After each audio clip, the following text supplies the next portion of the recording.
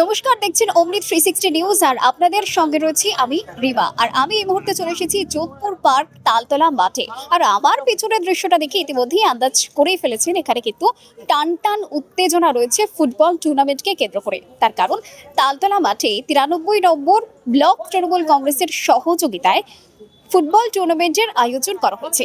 একদিকে রয়েছে ট্রফি জেতার জন্য হাড্ডাহাড্ডি লড়াই, আর অন্যদিকে দর্শকদের উপচে পড়া ভিড়। আর আজকের দিনে দাঁড়িয়ে ইন্টারনেট এবং কম্পিউটার থেকে যুব সমাজকে খানিকটা খেলার মাঠে ফিরিয়ে আনার জন্যই এই উদ্যোগ নেওয়া হয়েছে। চলুন খেলার কিছু ঝলক দেখে নেওয়া যাক।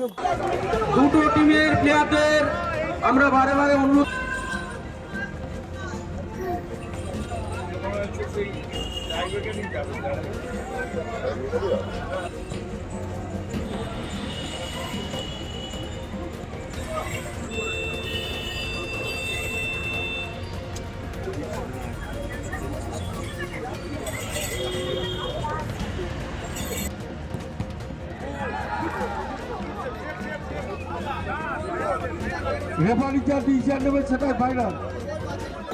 বাঙালির শ্রেষ্ঠ খেলা হলো ফুটবল।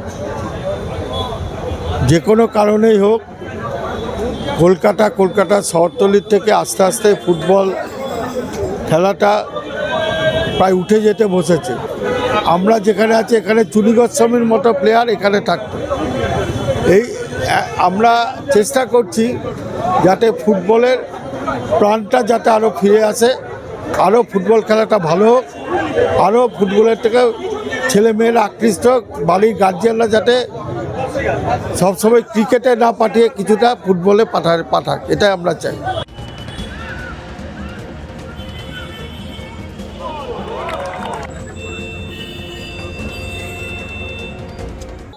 খেলোয়াড়দের উৎসাহ আর স্থানীয় নেতৃত্বের উদ্যোগ সত্যিই প্রশংসনীয়। আর আজকের এই টুর্নামেন্ট প্রমাণ করেছে যে এখনো পর্যন্ত কিন্তু ফুটবলের আবেগ বাঙালির রক্তে ছুটে চলেছে। আজকের এই খেলার কিছু ঝলক আপনাদের সামনে রেখেছিলাম, কেমন লাগলো সেটা অবশ্যই জানাবেন। আর সমস্ত খবরের আপডেট সবার আগে পেতে নজর রাখুন অমৃত 360 নিউজের পর্দায়। নমস্কার।